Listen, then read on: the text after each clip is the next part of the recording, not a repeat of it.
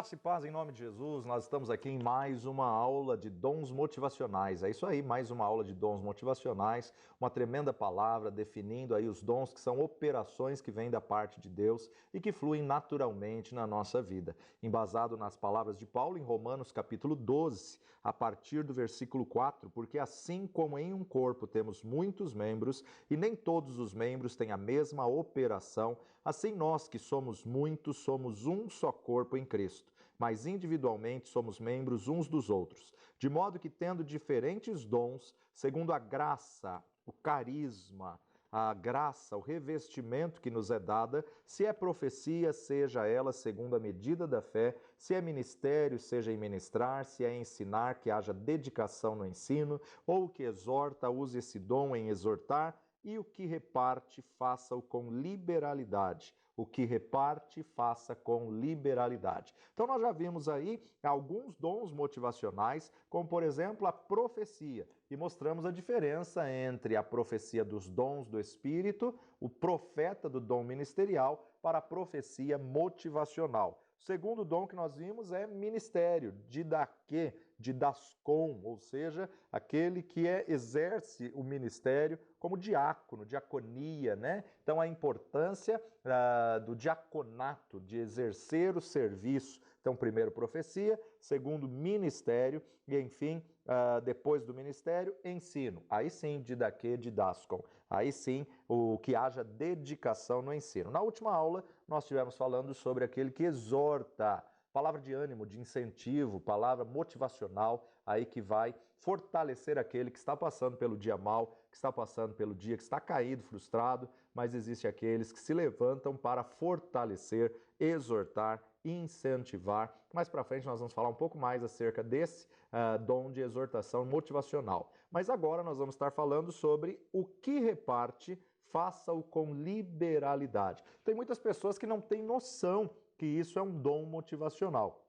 Há muitas pessoas que não reconhecem esse dom como dom de motivar, dom motivacional para o corpo de Cristo. Mas é, na verdade, um dom específico. Tem pessoas que têm o coração propenso a abençoar, a contribuir, a colaborar, a repartir. Ele não pode ver alguém passando por necessidade que ele vai, ele abençoa, ele supre. Ele não pode ver a igreja necessitando de algo que ele tem prazer em abençoar, não importa quanto. Então é um dom específico que Paulo coloca em Romanos, ao qual Deus tem pessoas dentro do reino, que são pessoas prósperas, que são pessoas abençoadas, são pessoas que onde põe as mãos prospera e ela enriquece, ela prospera, mas ela não tem o coração na riqueza. Ela tem, na verdade, no coração em abençoar o reino e fazer o reino crescer e o reino expandir. Então, o que reparte também pode ser, dependendo da sua tradução, aquele que tem a dádiva de contribuir, que ele tem com prazer contribuir. Ele é um dom abençoado, a dádiva, né, de contribuição. Então, na verdade, são pessoas que Deus usa, pessoas que vão se destacar no mundo profissional, que vão ser prósperas materialmente dizendo, mas que na verdade não colocam o coração nas riquezas. Então, ele na verdade vê aonde tem uma necessidade e ele tem prazer em abençoar e ele sabe que ele foi chamado por Deus para suprir a necessidade da igreja, do reino, a necessidade da obra. Então, quando a obra, na verdade, precisa de uma provisão, de um suprimento especial, Deus levanta pessoas e normalmente essa pessoa ela vai estar fazendo sempre no anonimato. Ela não quer aparecer, ela não quer ser exposta, ela não quer reconhecimento humano, ela foge de um reconhecimento, um agradecimento humano, público, porque ela não faz com a motivação de demonstrar aos outros que ela está fazendo, mas ela faz, na verdade, com a motivação e o coração no reino de Deus, para que a obra de Deus possa realizar e possa se cumprir. Nós louvamos a Deus por esse dom, já vivemos muitas provisões, né? Sempre quando lançamos um desafio, um alvo, como foi, por exemplo, no nosso ministério, a compra do nosso primeiro ônibus, a construção, o desafio das cadeiras. Em cada desafio, Deus levantou uma pessoa com esse dom específico para suprir, para honrar, para prover aquilo que nós necessitávamos. Então são pessoas que muitas vezes ninguém acha que é dom, ninguém acha e ninguém reconhece como um dom, mas ele é aquele que vai de encontro a suprir uma necessidade da igreja, suprir uma necessidade do reino, ou mesmo de pessoas que no anonimato. A palavra no original é metadidomi em grego. Metadidomi significa dar finanças, prover, suprir, dar bens, compartilhar bens com os outros, né? Então nós precisamos crer em Deus para as bênçãos, pois dessa maneira eles vão operar nesse dom e vão fluir nesse dom e também vamos estar recebendo a bênção, a dádiva, né? É aquele que dá financeiramente ou às vezes até sacrificialmente ele vai dar, mas ele vai ir de encontro à necessidade do reino, de encontro à necessidade do corpo de Cristo, da igreja do Senhor Jesus Cristo. Paulo nos diz em Romanos capítulo 1, versículo 11, Romanos capítulo 1, 11, porque desejo ver-vos para vos comunicar algum dom espiritual, a fim de que sejais confortados. Paulo queria estar presente para poder compartilhar algum dom com eles, para fortalecer, incentivar, motivar e confortar a igreja de Roma. Já ainda no verso 8, o texto diz: primeiramente, dou graças ao meu Deus por Jesus Cristo, acerca de vós todos, porque em todo o mundo é anunciada a vossa fé. Em Efésios capítulo 4, versículo 28, carta de Paulo aos Efésios 4, 28, nos diz: aquele que furtava, não furte mais, antes trabalhe, fazendo com as mãos o que é bom, para que tenha o que repartir com o que tiver necessidade. O dom de repartir é, na verdade, a dádiva de dar, é a habilidade especial que Deus vai capacitar a certos membros do corpo de Cristo de contribuir com seus bens materiais para a obra de Deus. Precisamos entender que cada um tem que permanecer naquilo que foi chamado.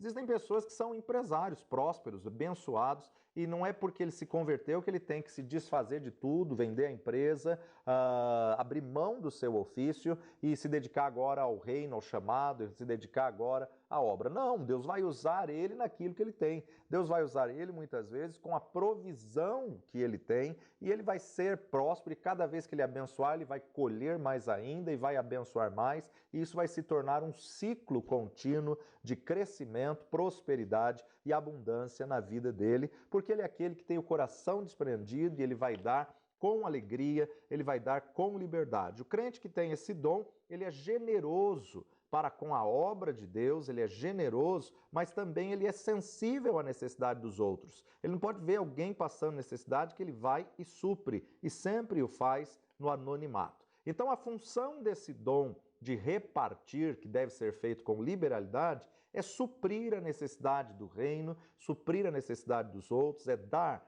financeiramente ou às vezes até sacrificialmente. E é interessante que a palavra de Deus nos diz, nunca vi um justo mendigar o pão e nem a sua descendência. Quando o salmista declara isso, ele está falando porque o corpo de Cristo supriu, porque a igreja supriu, porque os irmãos em Cristo supriram. Isso não significa que nós, que somos cristãos, não passamos por lutas, adversidades, dificuldades financeiras ou materiais, passamos muitas vezes, mas temos que entender que isso é passageiro, mas a vitória de Deus, a promessa de Deus, ela é eterna. Quem tem esse dom de repartir, metadidomi, normalmente ele é próspero, ele tem muito dinheiro e ele usa desse dinheiro como um recurso para o reino, né? Então ele usa do seu dinheiro para semear. E quanto mais ele semeia, mais ele colhe. Quanto mais ele colhe, mais ele semeia. O que chega às mãos dele, ele sabe fazer multiplicar, prosperar. E vem o dinheiro para as mãos dele e ele está sempre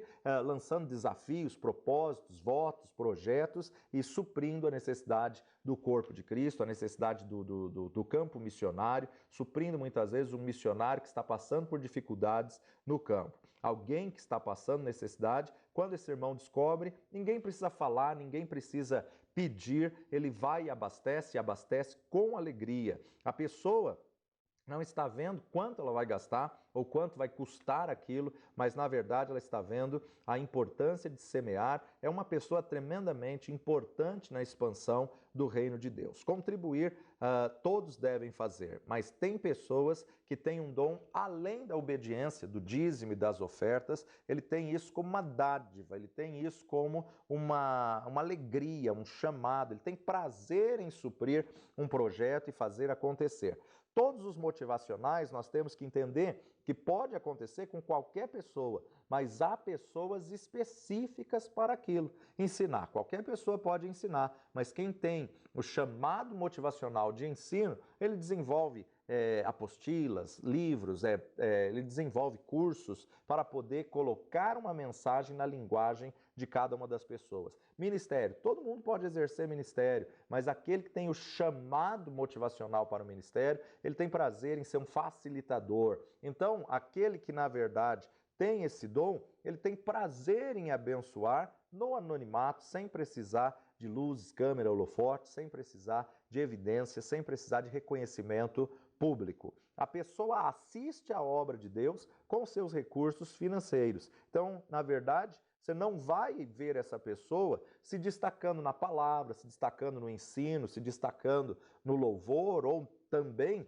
essa pessoa não vai ter tempo para estar limpando a igreja, organizando, porque ela está envolvida com o serviço dela e ela vai colocar o serviço dela, o ofício dela, o ganho dela à disposição do reino de Deus, e muitas pessoas não conseguem enxergar isso como dom, mas Paulo qualifica isso como operações de Deus, como dom motivacional que necessita dentro da igreja do Senhor Jesus Cristo, porque muitas vezes Deus dá a visão, Deus dá um projeto e Deus vai mover outras pessoas para entrar com recurso. Então, aquele que reparte, faça com liberalidade, na verdade, ele precisa ter um discernimento de Deus, não é investir em qualquer coisa, em qualquer visão, mas naquela que Deus está direcionando, e tudo que ele fizer para o reino, Deus vai fazer para ele e ele vai prosperar cada vez mais. Paulo ainda continua dizendo ainda nesse mesmo versículo 8, ou o que preside, faça-o com cuidado. O que preside? Presidir aqui é, na verdade, o dom de administração. A palavra no original é proisteme. Proisteme. Proisteme significa aquele que tem a habilidade de liderar, aquele que tem a habilidade de administrar, de governar, de presidir, né? Tanto é que Pedro vai falar também sobre esse dom. Quando nós observamos 1 Pedro capítulo 4, Pedro também vai falar sobre esse, no versículo 10. Cada um administre aos outros o dom como o recebeu, como bons dispenseiros da multiforme graça de Deus. Proisteme é a habilidade de administrar, organizar a parte organizacional, a parte documental da igreja, a parte burocrática. Então, na verdade, esse que tem o dom de presidir, ele chega no ambiente, pode estar tudo fora do lugar, tudo desorganizado. Quando ele chega, ele já tem uma visão ampla, ele já organiza, ele já começa a arrumar tudo aquilo e ele já põe em ordem aquele departamento, aquela sala, ele já organiza os documentos. Então esse dom é muito necessário na administração da igreja, ele é muito necessário na questão de documentação, né? A legalização da documentação. Ele vai atrás do documento, ele tem contatos tremendos e, na verdade, ele serve como um ministério de apoio à diretoria da igreja, um ministério de apoio ao pastor, ao líder, né? O líder muitas vezes não tem conhecimento, o líder muitas vezes está desesperado com uma nota que chegou da prefeitura, do governo, com um comunicado que chegou, um pedido do governo para alguma documentação. Essa pessoa proisteme, que tem a capacidade de presidir, de administrar, para ela não tem problema, né? Ela já sabe aonde tirar a documentação, como fazer. Entenda que não é uma pessoa que vai fazer jeitinhos brasileiros, coisas erradas. Não, ele sabe legalmente como legalizar. Ele sabe exatamente aonde ir, aonde tirar essa documentação. Então ele deixa a diretoria, ele deixa o pastor sossegado, porque ele tem conhecimento, porque ele vai atrás e ele sabe organizar e colocar isso em ordem. A função desse dom é ser um ministério de apoio administrativo, ser um ministério de apoio burocrático para os anciãos, para os pastores, para os líderes da igreja local, e ele então tem que organizar e levar adiante atividades e programas da igreja, sempre sob a autoridade da liderança, sempre debaixo da autoridade da liderança. Claro, ele não pode fazer algo ao qual a sua liderança não está sabendo, né? E muitas vezes essa pessoa pode até ser um pastor, pode até ser alguém designado dentro do corpo de Cristo. A grande verdade é que conforme o reino vai crescendo,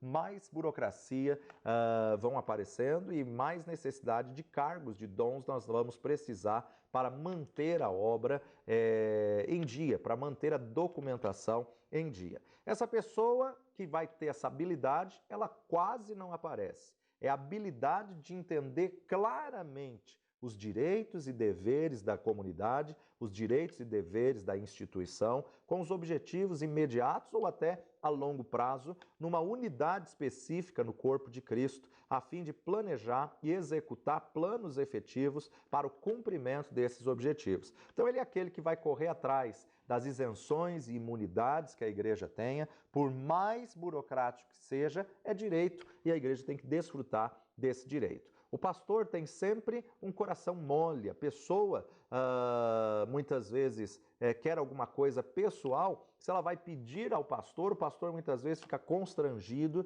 em dizer não, não sabe dizer não, mas essa pessoa não, essa pessoa naturalmente ela vai dizer não sem condenação, ela vai entender e saber como poder medir aí a necessidade da urgência, a necessidade de muitas vezes de um luxo, um gosto pessoal ou qualquer coisa que seja para uso próprio, que não é esse o propósito das finanças da igreja. Então, essa pessoa que vai trabalhar com a parte administrativa, que vai presidir, que vai organizar, é uma pessoa que muitas vezes não vai ser bem aceita no corpo de Cristo, porque é o que as pessoas chamam de testa de ferro, é o que vai sempre dizer o não, vai ser sempre considerada uma pessoa chata, porque ela vai brigar pelo melhor orçamento, pelo melhor preço, ela vai bater de frente quanto às situações que estão ilegais para poder entrar na legalidade, ela vai justamente recorrer àquilo que é direito, que é necessário, e que é a forma correta de se trabalhar. Então, ele vai exigir nota fiscal, ele vai exigir aquilo que o governo necessita, porque ele, como já disse, não vai fazer jeitinhos, mas ele vai saber os caminhos legais para poder se beneficiar e beneficiar o corpo de Cristo, beneficiar a instituição de uma maneira correta e legal diante da lei. Se um pastor está tomando conta desse departamento, desse dom, na verdade, ele tem que saber como tratar, como trabalhar, para não entristecer muitas pessoas ao cobrar algumas coisas que lhe é por direito, né? Então, ele vai ter que saber como poder tratar essa situação. Por isso que nós temos que entender que cada um no seu dom, para que o reino possa crescer, para que o reino possa se expandir e para que o nome do Senhor seja glorificado. Assim como Paulo disse em Romanos 12:8, ou o que preside, que faça com cuidado. O que preside, faça com cuidado. Então ele tem que saber exatamente a parte até onde ele pode ir, onde ele não pode ir, o que ele pode fazer e o que ele não deve fazer. 1 Tessalonicenses, capítulo 5, versículo 12, 1 Tessalonicenses 5,12, Paulo nos diz: e rogamo-vos, irmãos, que reconheçais os que trabalhem entre vós e que presidem sobre vós no Senhor e vos admoestam, e o que os tenhais em grande estima e amor, por causa da sua obra, tendes paz entre vós. Muitas vezes ele vai bater de frente, ele vai confrontar, porque ele quer a coisa certa, ele quer a legalização da documentação, ou alguém comprou alguma coisa para a igreja, ele vai pedir nota, ele vai fazer o seu papel. Então, na verdade, ele vai muitas vezes ter que admoestar a pessoa a entrar na legalização para poder fazer as coisas de maneira correta. 1 Tessalonicenses, capítulo 3, verso 4 e 5, pois, estando ainda convosco, vos predizíamos que havíamos de ser afligidos, como sucedeu, e vós o sabeis. Portanto, não podendo eu também esperar mais, mandei-os saber da vossa fé, temendo que o tentador vos tentasse e o nosso trabalho viesse a ser inútil. Ainda nesse capítulo 3, verso 12, e o Senhor vos aumente e faça crescer em amor uns para com os outros e para com todos, como também nós para convosco. Então, Paulo está falando aí sobre a importância do amor, sobre a importância de entendermos isso em amor e entendermos que a pessoa está cobrando por zelo e por ofício do papel dela, que é administrar, que é presidir. 1 Coríntios 12, 28, e a uns pôs Deus na igreja, primeiramente apóstolos, em segundo lugar profetas, em terceiro doutores, depois milagres, dons de curar, socorros, governos e variedades de línguas. Então aqui, na verdade, governo seria aquele que preside, aquele que administra, aquele que vai ajudar na administração da obra de Deus. E ainda para terminarmos aqui essa parte de Romanos capítulo 12, Paulo vai dizer como último dom motivacional listado nesse trecho, ou o que exercita misericórdia, que faça com alegria. O que exercita misericórdia, faça-o com alegria. Aqui a palavra no original é aleon. Aleon significa uma pessoa cheia de perdão, uma pessoa cheia de compaixão, de piedade, bondade para com os outros. Aquele que vai exercitar misericórdia, ele sente a dor do próximo, ele se compadece pelo próximo. É a pessoa bondosa, é a pessoa piedosa na igreja e é totalmente diferente daquele que tem o dom de admoestar, aquele que tem o dom de exortar. Na verdade, aquele que exerce misericórdia, ele é sensível para com as pessoas que estão passando por problemas, né? São pessoas que muitas vezes vão sofrer com a dor do próximo. Então, são pessoas que vão receber uma notícia, ou alguém, né, ele vai receber uma pessoa e a pessoa vai dizer, olha, um ente querido meu está internado, eu estou preocupado e eu não sei o que fazer. E ele fala, não, vamos lá no hospital com você, vamos orar por ele, vamos chorar junto. E muitas vezes ele só chora junto, né? Não tem muito o que fazer. Agora, se essa pessoa for contar isso para quem não tem o dom, logo essa outra pessoa vai dizer, mas todo mundo passa por necessidade, todo mundo tem algum ente querido que está internado, todo mundo passa por perdas e é comum, é normal, natural perder um ente querido, né? Então a gente observa que ele já faz uma atitude sem demonstrar compaixão, coração, sem demonstrar misericórdia. Por isso que o Senhor vai conduzir cada pessoa ao dom correto. Essa é a multiforme graça de Deus, né? Todo o corpo tem muitos membros e cada membro tem a sua função específica, né? Imagina se os olhos fossem na ponta dos dedos, machucaria e não conseguiria enxergar, né? Deus colocou os olhos numa posição estratégia no rosto para poder ver, para poder visualizar. Então, cada um Deus colocou no corpo como ele quis. Qual a função desse que exercita misericórdia? É muitas vezes socorrer o corpo, ter compaixão daquele que necessita, ministrar aos enfermos, ministrar ao idoso, aquele que está confinado, aquele que está necessitado. É mostrar a amabilidade aos feridos, mostrar a amabilidade aos feridos. É uma pessoa amorosa, é uma pessoa sincera, ela tem a habilidade especial de sentir uma verdadeira simpatia e compaixão pelos indivíduos, seja cristão ou não cristão.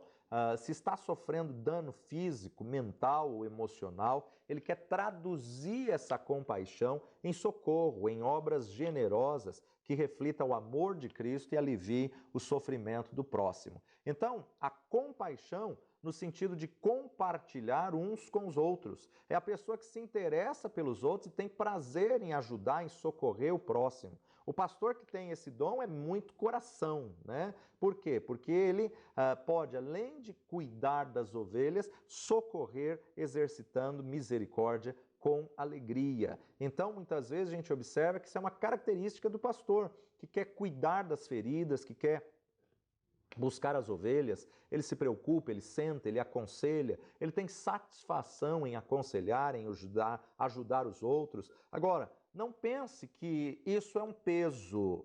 Para a pessoa que não tem esse dom, ela vai achar que isso é um peso. né? Puxa, ele entrou no gabinete às 8 da manhã, está atendendo até às 10 da noite. Para a pessoa que não tem esse dom, é um peso. Ai, coitado, né? Está sempre orando e chorando com as dores dos outros, sofrendo com as dores dos outros. Não, não é um peso. Aquele que tem esse chamado de exercer misericórdia com alegria, na verdade, ele tem satisfação em ver o corpo de Cristo sendo atendido, sendo suprido, e tem alegria de ver a pessoa sendo abençoada. Então, não é a função motivacional, mas é, na verdade, ele viver, ele se doar, ele sente prazer em fazer aquilo que ele está fazendo.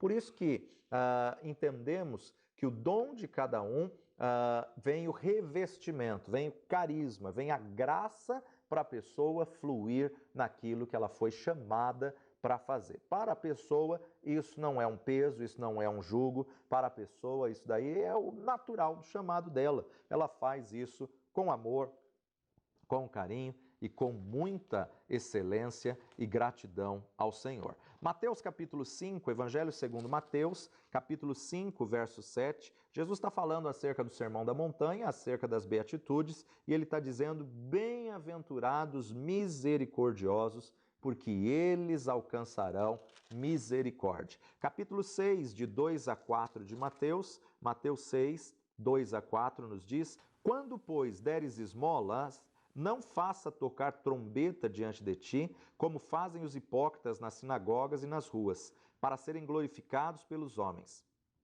Em verdade vos digo que já receberam o seu galardão. Mas quando tu deres esmola, não saiba a tua mão esquerda o que faz a tua direita, para que a tua esmola seja dada ocultamente, e teu Pai, que vem em secreto, te recompensará publicamente. Muito séria essa palavra de Jesus, né? Principalmente nessa geração que nós estamos vivendo, de redes sociais, onde qualquer coisa que a pessoa faz, ela quer postar, né? Qualquer coisa que ela faz, ela quer demonstrar a todo mundo aquilo que ela está fazendo. Peraí, ele na verdade já recebeu o seu galardão. Nós temos que entender que o que faz a mão direita não precisa saber a esquerda, é que aquilo que você faz, você não precisa fazer alarde. Aquilo que você faz para o reino, você faz para o Senhor da seara, não importa quem viu, quem não viu, quem te exaltou, quem não te exaltou, você fez a sua parte. Atos capítulo 16, verso 33 e 34.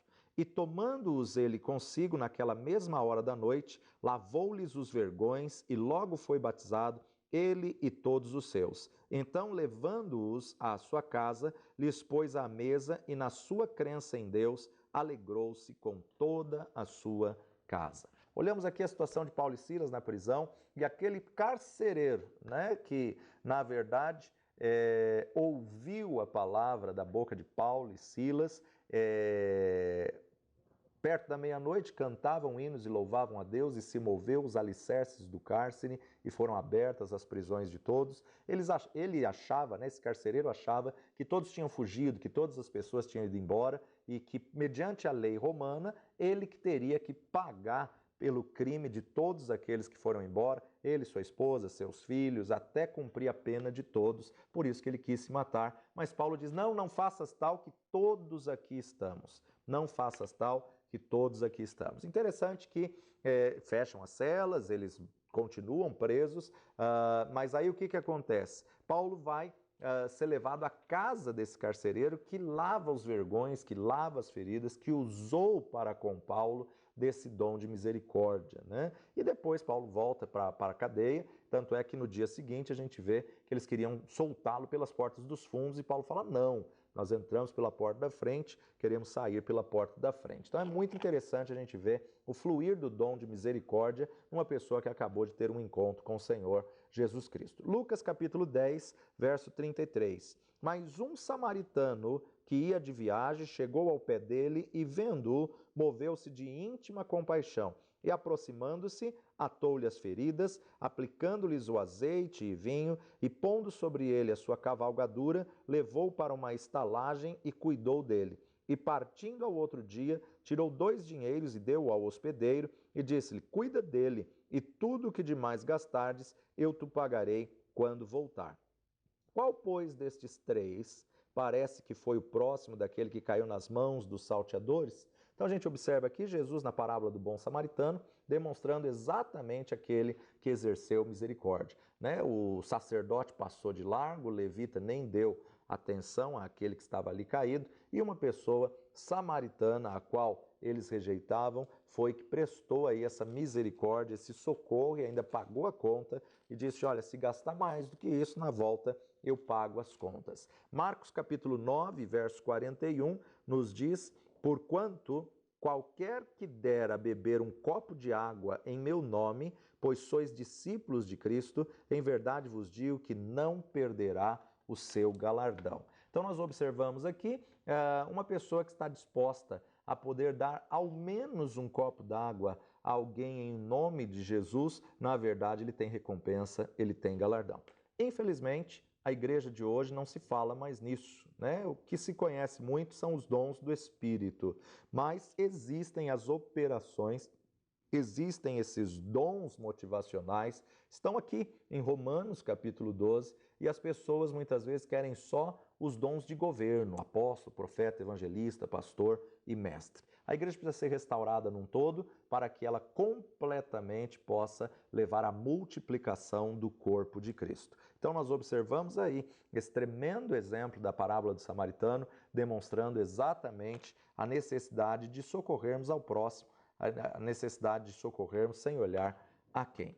Além disso, existem também alguns outros que não estão em Romanos 12, mas que vão estar no contexto das cartas de Paulo ou até de Pedro, que nós podemos dizer como ministério de sustentação. O ministério de sustentação é aquele que foi levantado para dar suporte, para dar sustentação a um missionário, a um pastor ou uma igreja que está iniciando. Esse dom não está em Romanos capítulo 12, mas nós encontramos isso em 1 Coríntios capítulo 12, verso 28. Primeira carta de Paulo aos Coríntios, 12, versículo 28, e a uns pôs Deus na igreja, primeiramente apóstolos, está falando sobre dons ministeriais. Em segundo lugar, profetas, ministerial. Em terceiro, doutores ou mestres, ministerial. Depois, milagres, dons de curar, socorros, governos e variedades de língua. Então aqui Paulo faz aí uma mistura, né, dos dons motivacionais com dons espirituais e dons ministeriais.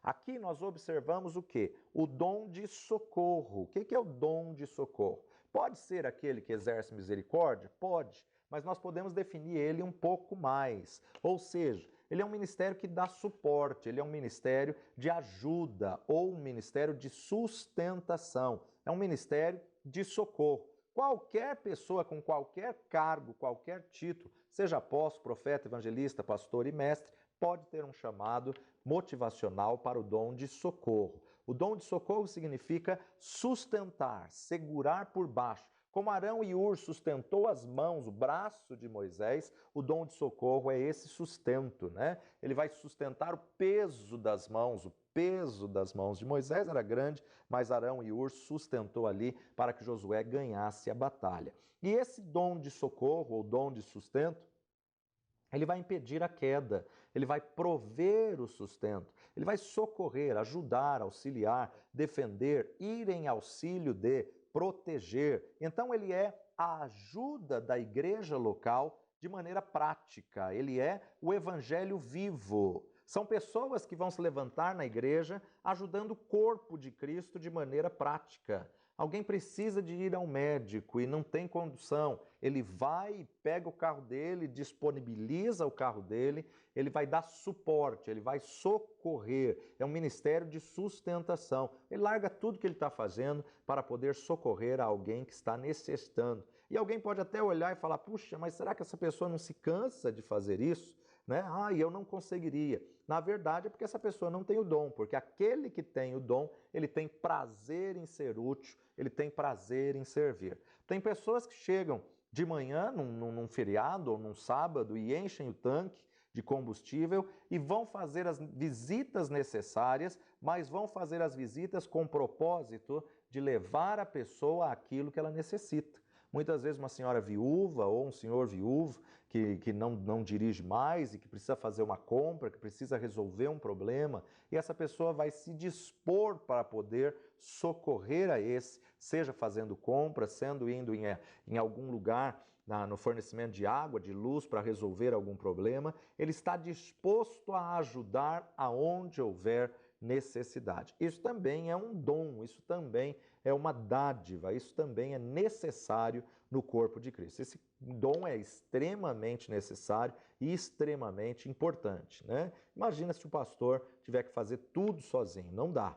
Então são pessoas que têm prazer em socorrer praticamente, né? Algum irmão ou irmã quebrou um braço, quebrou uma perna e vai ficar ali imobilizado durante um longo tempo e vai necessitar de 40 sessões de fisioterapia. Esse que tem esse chamado para o dom de socorro, ele se dispõe, ele vai, ele fica, ele tem prazer, ele não leva essa pessoa como um jugo, como um peso, né? Ele não leva essa pessoa como um problema, muito pelo contrário, ele vê nisso uma oportunidade. Então ele vai, fica junto ali, vai conversando, contando testemunho, compartilhando da palavra e aproveitando também para compartilhar da palavra com todos que estão presentes ali. Então é aquele ministério que socorre naquilo que há necessidade, seja na necessidade de levar a um médico, levar a um hospital, na necessidade de fazer aí uma série de fisioterapia, ou na necessidade de levar para fazer uma despesa, ou muitas vezes para resolver algum problema, ele se dispõe, ele doa o seu tempo, ele doa, disponibiliza o seu carro e ele doa ali o combustível e ele vai sem interesse algum e muitas vezes até sem a liderança estar sabendo. Quem tem este dom não vai se preocupar em ser escalado, em ser convocado para isso, ele faz com prazer, com dedicação e ele faz sabendo que a recompensa vem do Senhor, tudo que ele quer é ser útil na obra do Pai. Então, o dom motivacional, todos eles vão aliviar a carga da liderança, todos eles vão aliviar de algumas necessidades diárias dos membros do corpo de Cristo, da igreja do Senhor Jesus Cristo. Os dons motivacionais, eles vão ajudar nas responsabilidades rotineiras daqueles que ministram a palavra. Ele alivia a carga dos líderes, fazendo as coisas práticas para eles, socorrendo as coisas do dia a dia, né? O dom de socorro é uma habilidade especial que Deus dá a certos membros do corpo de Cristo de investir os seus talentos que possuem na vida, no ministério de outras pessoas e outros membros do corpo de Cristo. Romanos capítulo 16, versículo 1 e 2, Romanos 16, 1 e 2, Paulo está enviando uma carta de recomendação e ele diz: recomendo-vos, pois, Febe, a nossa irmã, a qual serve na igreja que está em Cencreia, para que a recebais no Senhor, como convém aos santos, e a ajudeis em qualquer coisa de que vos necessitar, porque tem hospedado a muitos, como também tem hospedado a mim. Paulo está enviando essa carta de recomendação, e a carta de recomendação se enviava para alguém que fosse ministrar a palavra, para alguém que fosse representar ali o apóstolo, fosse representar ali um pastor, e ele está recomendando essa mulher chamada Febe, e ele destaca: ela tem nos acolhido, não só a mim, mas todos aqueles que pregam a palavra por aqui, ela tem nos acolhido muito bem. Receba ela como se vocês estivessem recebendo a mim. Atos 9:36. E havia em Jope uma discípula chamada Tabita, que traduzido se diz Dorcas. Esta estava cheia de boas obras e esmolas que fazia.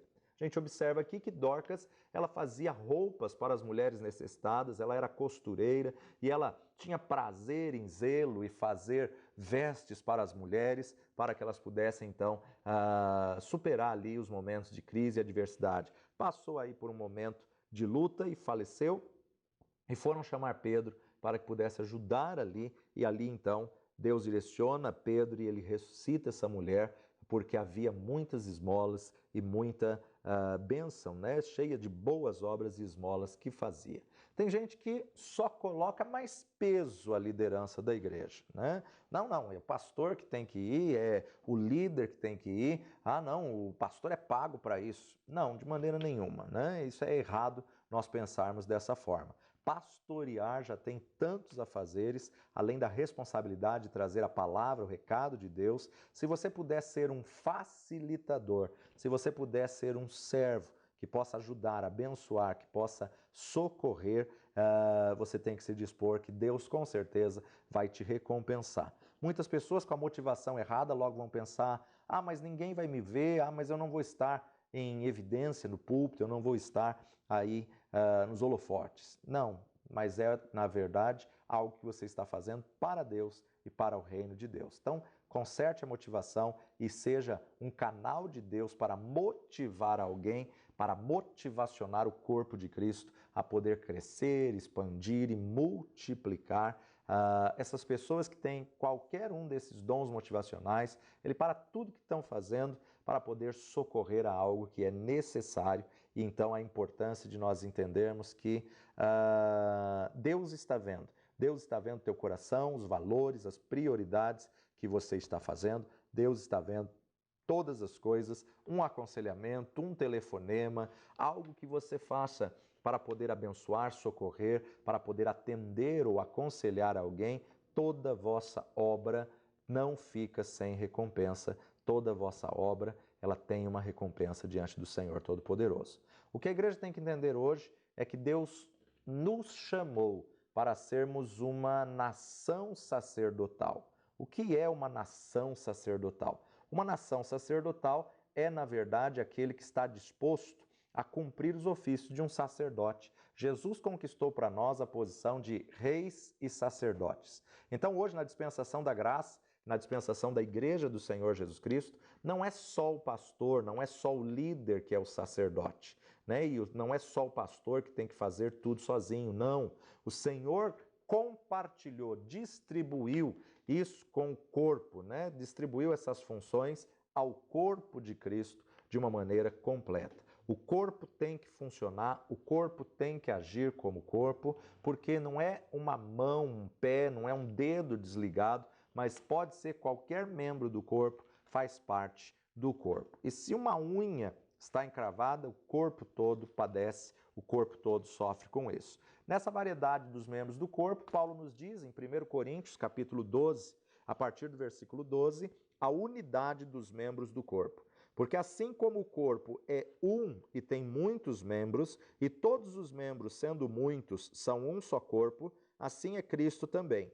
Pois todos nós fomos batizados em um Espírito, formando um corpo. Quer judeus, quer gregos, quer servos, quer livres, e todos temos bebido de um Espírito.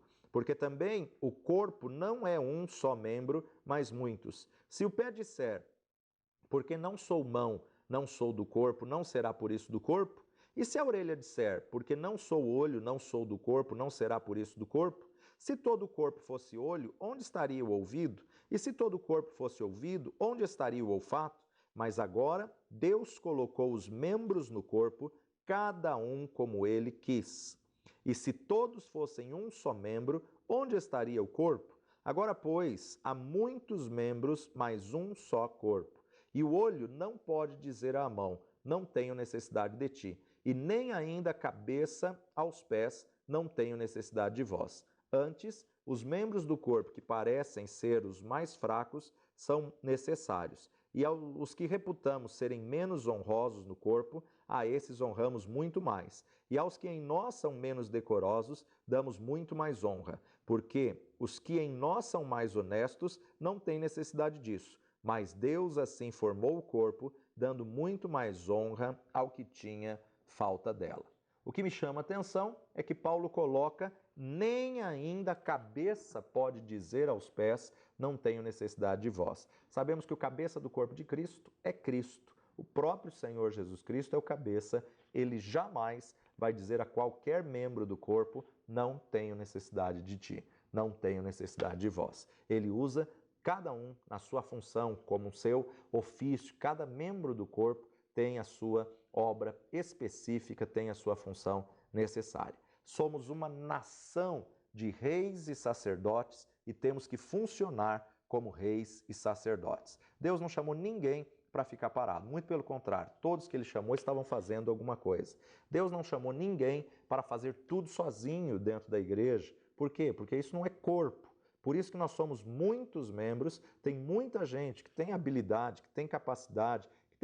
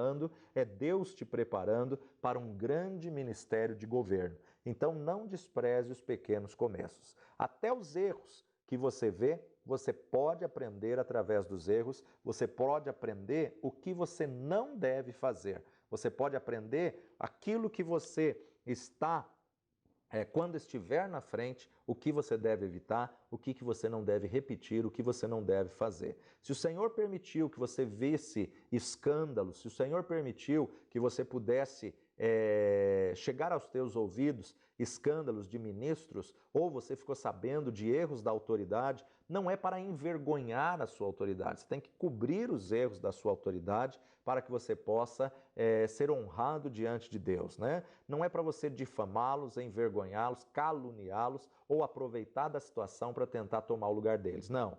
Davi teve um ministério excelente, porque mesmo vendo a vergonha de Saul, ele não expôs a vergonha de Saul. Porque mesmo estando no fundo da caverna, quando Saul veio aliviar o ventre, ele não se aproveitou de um momento em que Saul estava rendido para poder se beneficiar e abusar da sua autoridade, da sua liderança. Nós observamos também o próprio Noé. Noé com seus filhos, Sem, Cã e Jafé. Cã descobriu a nudez de seu pai, mas Sem e Jafé cobriram a nudez do seu pai. Porque na unidade você se cobre, na unidade você cobre a vergonha da sua autoridade. Na unidade você cobre a vergonha daqueles que falham. Temos que entender que as nossas autoridades também são seres humanos, passivos de erros, são seres humanos sujeitos a errar, a pecar, a falhar, mas isso não nos dá direito de envergonhá-lo, difamá-lo ou expô-lo diante das pessoas. A sua posição é orar por ele, proteger a vida dele, pedir a bênção de Deus sobre a vida dele e cobrir a vergonha dele, cobrir a nudez dele.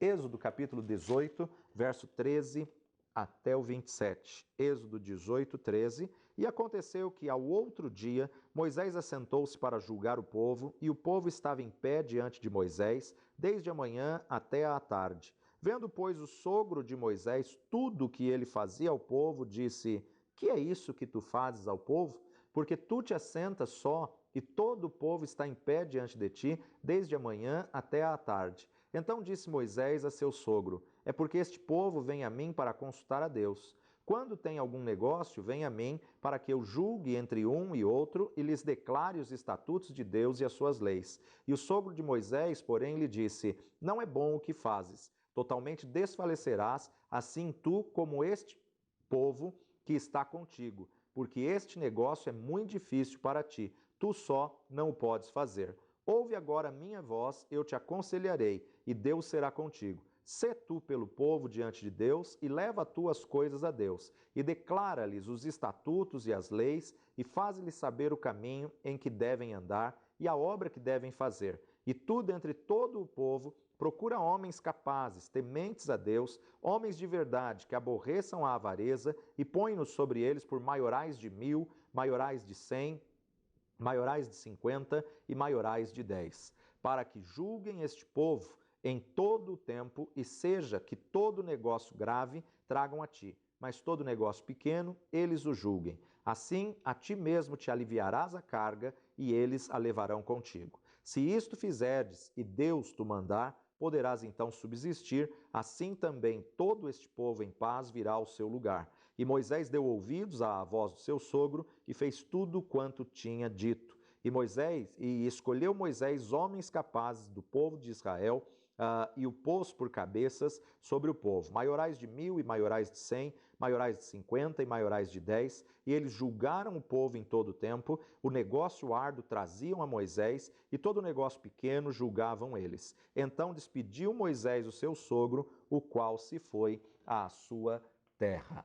Ninguém tem sucesso sozinho, ninguém tem um ministério de sucesso individual, né? Então nós precisamos entender a importância de delegar autoridade, precisamos entender a importância de reconhecer ofícios. Jetro instruiu Moisés a levantar líderes, chefes de 1000, chefes de 100, chefes de 50 e chefes de 10. Instruiu Moisés a levantar pessoas que estivessem liderando, compartilhando com ele das causas da administração, da dificuldade. Só de homens saíram 600.000 do Egito. Moisés estava aqui com uma igreja aproximada de 3 milhões de pessoas. Imagina pastorear 3 milhões de pessoas, julgar, atender, aconselhar, resolver os problemas de 3 milhões de pessoas num deserto. Somente colocando líderes. Nenhum ministério tem sucesso sozinho, e Deus não monopoliza todos os ofícios do ministério só no líder, só no cabeça. Não existe pastor independente, dentro de uma igreja. Ele tem que trabalhar com o corpo, ele tem que trabalhar com pessoas, com vidas, ele tem que levantar lideranças, ele tem que formar sucessores, ele necessita... Um ministério só está completo se ele formar um sucessor. Um ministério só é um ministério de sucesso se o sucessor for de sucesso. Então não tenha medo, não tenha vergonha, não seja covarde de levantar sucessores, não tenha preocupação em querer fazer tudo sozinho, porque na verdade a vontade de Deus é que o corpo se envolva e que o reino se envolva, que os membros se envolvam no reino. 1 de Reis, capítulo 19, primeiro livro de Reis, capítulo 19, versículo 19 e 20. Partiu, pois, Elias dali e achou a Eliseu, filho de Safate, que andava lavrando com 12 juntas de bois adiante dele, e ele estava com a 12ª. Elias passou por ele e lançou a sua capa sobre ele. Então deixou ele os bois e correu após Elias e disse: Deixa-me beijar a meu pai e a minha mãe, e então te seguirei. E ele lhe disse: Vai e volta, porque te tenho eu feito. Então nós observamos aqui Elias chamando um sucessor, Elias treinando, escolhendo um sucessor e treinando Eliseu. E podemos ver então aí a bênção que foi. Ele se apegou a Elias, ele não queria largar Elias de jeito nenhum, principalmente no dia que o Senhor iria tomar Elias da terra num redemoinho. Eliseu se agarrou ali a Elias e seguiu Elias em todo o tempo. Observa comigo, 2 de Reis, capítulo 2, versículos de 1 a 15. Elias é elevado aos céus. Sucedeu, pois, que, havendo o Senhor de elevar Elias num redemoinho ao céu, Elias partiu com Eliseu de Gilgal. E disse Elias a Eliseu: Fica-te aqui, porque o Senhor me enviou a Betel. Porém Eliseu disse: Vive o Senhor e vive a tua alma, que te não deixarei. E assim foram a Betel. Então os filhos dos profetas que estavam em Betel saíram a Eliseu e lhe disseram: Sabes que o Senhor hoje tomará o teu senhor por cima da tua cabeça? E ele lhe disse: Também eu bem o sei, calai-vos. E Elias lhe disse: Eliseu, fica-te aqui, porque o Senhor me enviou a Jericó. Porém ele disse: Vive o Senhor e vive a tua alma, que te não deixarei. E assim vieram a Jericó. E então os filhos dos profetas que estavam em Jericó se chegaram a Eliseu e lhe disseram: Sabes que o Senhor hoje tomará o teu senhor por cima da tua cabeça? E ele disse: Também eu bem o sei, calai-vos. E Elias disse: Fica-te aqui, porque o Senhor me enviou ao Jordão. Mas ele disse: Vive o Senhor e vive a tua alma, que te não deixarei. E assim ambos foram juntos. E foram 50 homens dos filhos dos profetas, e de longe pararam de fronte, e eles ambos pararam junto ao Jordão. Então Elias tomou a sua capa, e a dobrou, e aferiu as águas, as quais se dividiram para as duas bandas, e passaram ambos em seco. Sucedeu, pois, que, havendo eles passado, Elias disse a Eliseu: Pede-me o que queres que te faça, antes que seja tomado de ti. E disse Eliseu: Peço-te que haja porção dobrada de teu espírito sobre mim. E disse: Coisa dura pediste. Se me vires quando eu for tomado de ti, assim se te fará. Porém, se não, não se fará. E sucedeu que, indo eles andando e falando, eis que um carro de fogo, com cavalos de fogo, os separou um do outro, e Elias subiu ao céu num redemoinho. O que vendo Eliseu chamou, clamou: meu pai, carros de Israel e seus cavaleiros, e nunca mais o viu. E tomando das suas vestes, as rasgou em duas partes. E também levantou a capa de Elias, que lhe caíra, e voltou-se e parou à borda do Jordão. E tomou a capa de Elias, que lhe caíra, e feriu as águas, e disse: Onde está o Senhor, Deus de Elias? Então feriu as águas, e se dividiram, elas para uma e outra banda, e Eliseu passou. Vendo-o, pois, os filhos dos profetas que estavam de fronte em Jericó, disseram: O espírito de Elias repousa sobre Eliseu. E vieram-lhe ao encontro e se prostraram diante dele em terra.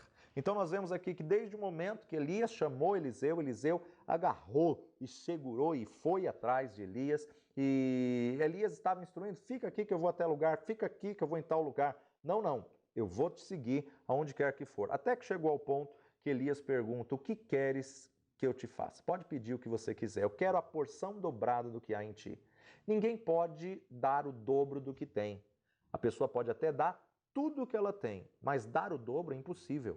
Tanto Elias quanto Eliseu entendeu que a porção dobrada viria do Senhor e não de Elias. Tanto Elias quanto Eliseu sabia que o dom não era de Elias, mas era de Deus. E ele estava pedindo o Espírito Santo de Deus em forma dobrada do que havia em Elias, ele queria sobre a vida e o ministério dele. E o texto no português traduzido diz: se me vires quando eu for tomado de ti. O sentido no original é: se a tua visão estiver alinhada à minha visão, terás porção dobrada. Se a tua visão estiver alinhada à minha visão, você vai viver a porção dobrada. O que isso significa? Nós precisamos entender que para um sucessor ter sucesso, ele tem que alinhar a visão com a sua cobertura.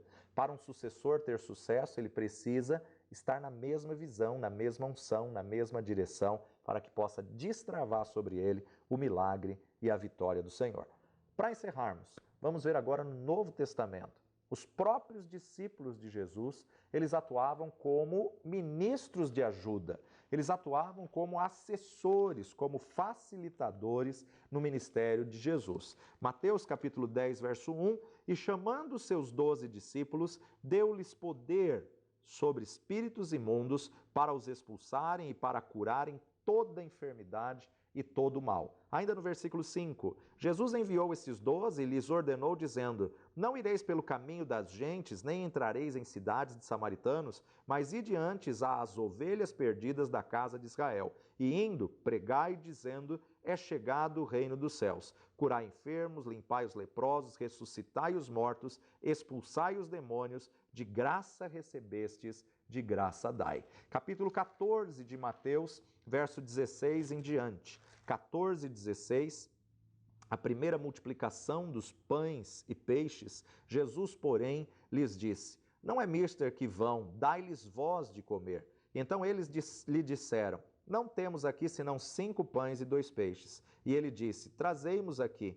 Tendo mandado que a multidão se assentasse sobre a erva, tomou os 5 pães e os 2 peixes, e erguendo os olhos aos céus, os abençoou, e partindo os pães, deu-os aos seus discípulos, e os discípulos à multidão. E comeram todos e saciaram-se, e levantaram dos pedaços que sobejaram 12 cestos cheios, e os que comeram foram quase 5.000 homens, além das mulheres e crianças. Quem ajudou Jesus a servir foram os discípulos de Jesus. Jesus repartia aquele pão com os discípulos e o pão que estava na sua mão não se acabava. Jesus alimentou uma multidão, mas o ministério de suporte, o ministério de sustentação, o ministério de ajuda foram os discípulos que distribuíram a comida. Aquilo que Deus pode fazer, só Ele faz. Mas aquilo que você pode fazer, é você que tem que demonstrar o amor de Deus através das suas ações. Mateus ainda, capítulo 21, verso 1 a 7, a entrada triunfal de Jesus em Jerusalém. E quando se aproximaram de Jerusalém e chegaram a Betfagé, ao Monte das Oliveiras, enviou então Jesus 2 discípulos, dizendo-lhes: ide à aldeia que está de fronte de vós, e logo encontrareis uma jumenta presa e um jumentinho com ela, desprendei-a e a trazei-mos. E se alguém vos disser alguma coisa, direis que o Senhor precisa deles, e logo os enviará. Ora, tudo isso aconteceu para que se cumprisse o que foi dito pelo profeta, que diz: dizei à filha de Sião, eis que o teu rei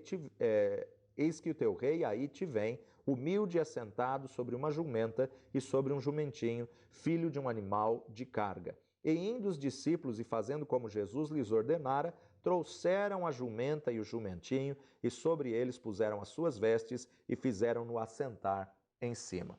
Os grandes apóstolos não começaram como apóstolos, eles começaram como ministério de suporte, ministério de ajuda. Todo aquele que é um fiel servidor se torna um sucessor. Aquele que é um fiel servidor, ele recebe a porção dobrada se ele tem a visão alinhada, se ele alinha a visão com a sua cobertura, com a sua autoridade. Filipenses capítulo 2, versículo 19 a 25. Elogio de Timóteo e Epafrodito, os mensageiros de Paulo junto aos filipenses. E espero no Senhor Jesus que em breve vos mandarei Timóteo, para que também eu esteja de bom ânimo, sabendo de vossos negócios. Porque a ninguém tenho de igual sentimento que sinceramente cuide do vosso estado. Porque todos buscam o que é seu e não o que é de Cristo Jesus. Mas bem sabeis qual a sua experiência e que serviu comigo no Evangelho como filho ao Pai. De sorte que espero enviá-lo a vós logo que tenha provido a meus negócios, mas confio no Senhor, que também eu mesmo em breve irei ter convosco. Julguei, contudo, necessário mandar-vos Epafrodito, meu irmão e cooperador e companheiro nos combates, e vosso enviado para prover as minhas necessidades. Observamos que Paulo também não teve um ministério independente. Paulo ele tinha muitos assessores que o beneficiavam no seu ministério. Quando nós temos a disposição de servir ao Senhor, o Senhor vai nos abençoar. O princípio que o Senhor nos deixou é de dar e ser-vos-á dado. E quando falamos de dar e ser-vos-á dado, não é somente finanças, não, de maneira nenhuma. Tudo que o homem semear, certamente ele há de colher. Se você semeou misericórdia, você vai colher misericórdia. Se você semeou perdão e perdoou o próximo, você vai colher o perdão de Deus. Se você semear o amor, você vai colher o amor. Então a importância de você fluir no dom que você foi chamado pelo Senhor. Todos esses dons vão servir uma prestação de serviço no corpo de Cristo. Por isso que essa matéria é tão importante nos dias de hoje, quando muitas pessoas pensam que ministério é só o da pregação, é só o preletor. Não, isso não é ministério.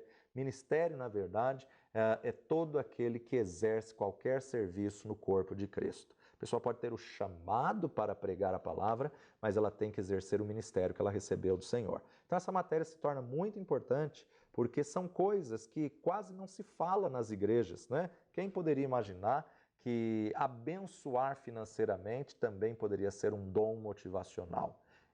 Exortar, ensinar que haja dedicação. Isso serve para valorizar os ministérios que estão no anonimato, os ministérios dos bastidores, que estão por trás das cortinas, serve para valorizar os cargos e as funções, sabendo que toda vossa obra tem uma recompensa. Mas todos eles são motivacionais. Quando você faz para um irmão em Cristo, é como se o corpo de Cristo estivesse socorrendo a um membro do corpo. Quando você faz, é como se o próprio Senhor Jesus estivesse fazendo. Se o corpo de Cristo, então, está fazendo, então você vai receber a recompensa, você vai receber o galardão, porque o Senhor é o cabeça e nós somos membros do seu corpo. Por isso que Jesus disse, qualquer coisa que você fizer a um desses pequeninos, né? Estive nu e me vestiste, estive preso e me visitastes, estive com fome e me deste de comer, tive sede e me deste de beber. Eu quero encerrar essa aula de hoje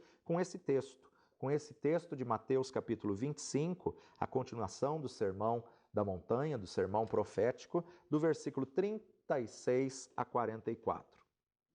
Estava nu e vestiste-me, adoeci e visitaste-me, estive na prisão e fostes ver-me. Então os justos lhe responderão, dizendo, Senhor, quando te vimos com fome e te demos de comer, ou com sede e te demos de beber? E quando te vimos estrangeiros e te hospedamos, ou nu e te vestimos? E quando te vimos enfermo ou na prisão e fomos ver-te? E respondendo o rei lhe dirá, em verdade vos digo que, quando fizeste a um destes meus pequeninos irmãos, a mim o fizestes. Então dirá também aos que estiverem à esquerda, apartai-vos de mim, malditos, para o fogo eterno, preparado para o diabo e seus anjos. Porque tive fome, não me destes de comer, tive sede, não me deste de beber, sendo estrangeiro, não me recolhestes, estando nu, não me vestistes, e estando enfermo e na prisão, não me visitastes. Então eles também lhe responderão, dizendo, Senhor, quando te vimos com fome, ou com sede, ou estrangeiro, ou nu, ou enfermo, ou na prisão, e não te servimos? Então lhes responderá, dizendo, em verdade vos digo que quando a um destes pequeninos o não fizestes, não fizestes a mim. E irão estes para o tormento eterno, mas os justos para a vida eterna. Aqui nós encerramos, então, essa parte de dons motivacionais. Na próxima aula nós estaremos estudando como então conhecer a vontade de Deus? Como então eu posso conhecer aquilo que é vontade de Deus para a minha vida? Que você possa fluir no dom que você recebeu do Senhor e exercer com excelência aquilo que o Senhor depositou em você para motivar o corpo de Cristo, para que o nome do Senhor seja glorificado, o reino de Deus cresça e você diminua para a honra e glória do Senhor. Deus te abençoe. Até a próxima aula, em nome de Jesus.